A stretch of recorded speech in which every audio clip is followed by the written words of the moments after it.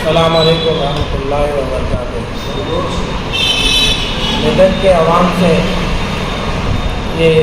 अवाम को ये इत्तला दी जा रही है आने वाले पीर के दिन क्रिस्टल गार्डन में कांग्रेस पार्टी की तरफ से हमारे डिस्ट्रिक्ट के सदर तिरुपति रेड्डी के ज़ेरे नज़रे में इफ्तार पार्टी अजीम शान के पैमाने पर मनाया जा रहा है।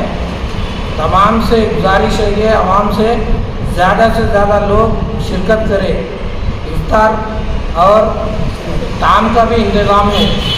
आप सभी मेदक के आवाम से गुजारिश की जा रही है कि हमेशा की तरह आप लोग हमेशा कांग्रेस पार्टी से मोहब्बत रखें, हमेशा इफ्तार पार्टी में आकर इफ्तार पार्टी को बड़े पैमाने पे कामयाब करते। इस बार भी आप सबसे गुजारिश है ज़्यादा से ज़्यादा तादाद में आके इफ्तार पार्टी को सक्सेस करें और तमाम रोज़गारों के लिए खाने का भी इंतज़ाम किया गया है। मेदक के पीरडी क्रिस्टल गार्डन में पीर के दिन सारे लोग शिरकत करें। खुदा हाफ़िज़।